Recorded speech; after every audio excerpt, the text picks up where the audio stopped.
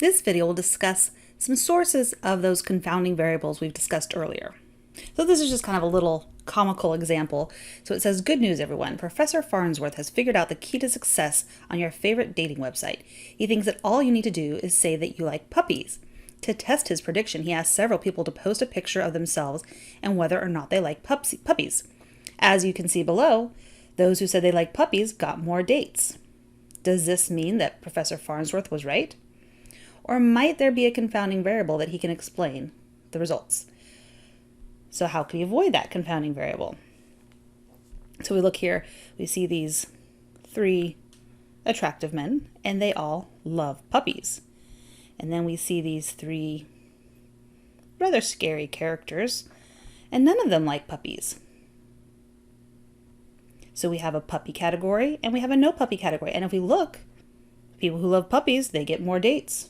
The people who don't like puppies, they don't have as many dates. We can see that without even doing any statistics.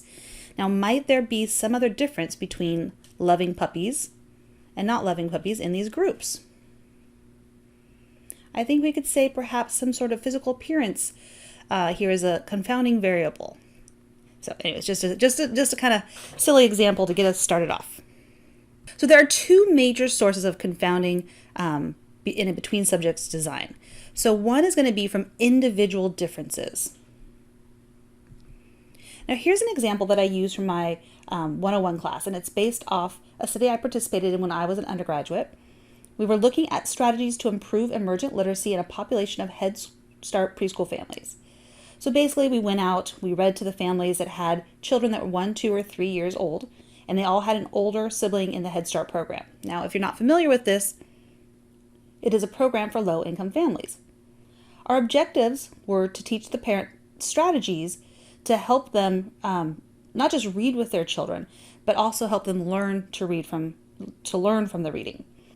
So imagine a study such as this. So this would be my sample, and I have 1, 2, and 3-year-olds in my sample.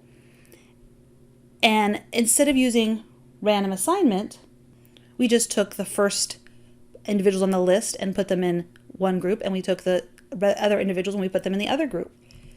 So when I look here, this is my group 1 statistics, and this is my group 2 statistics.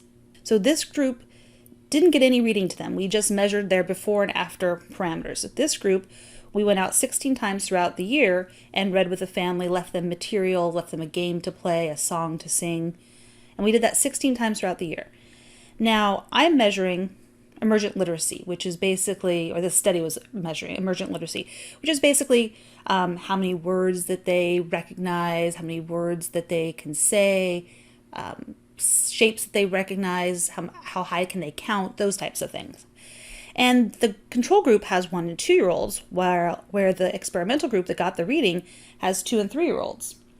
Do you think that there might be a difference in language and cognition scores just based on the differences in the ages of the two groups?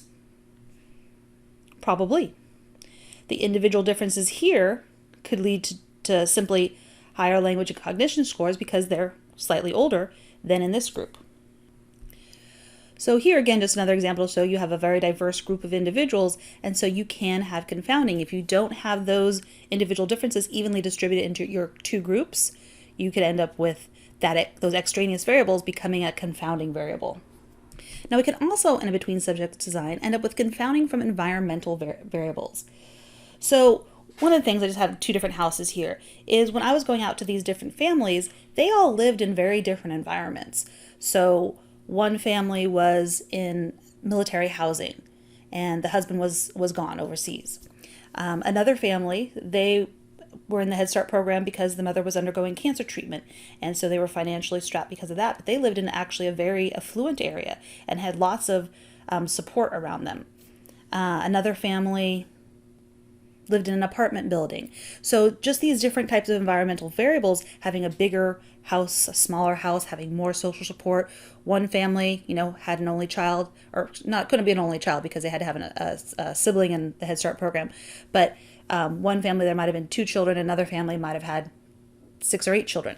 So all of these different environmental variables could have affected if we didn't randomly assign the individuals to the group. And even with that, you'll see in an activity, that even that necessarily, it doesn't always perfectly distribute those extraneous variables in your groups.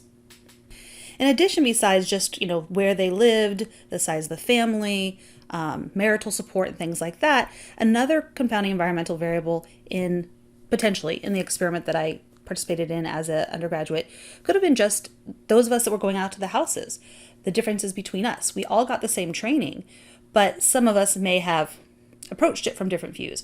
I became very friendly with some of the families, becoming quite, friendly with the mothers. The children really, took to me. I had one little girl that wanted me to stay and play out in their swing set, for a little bit every time. And I probably wasn't supposed to, but I never got told that, so I did.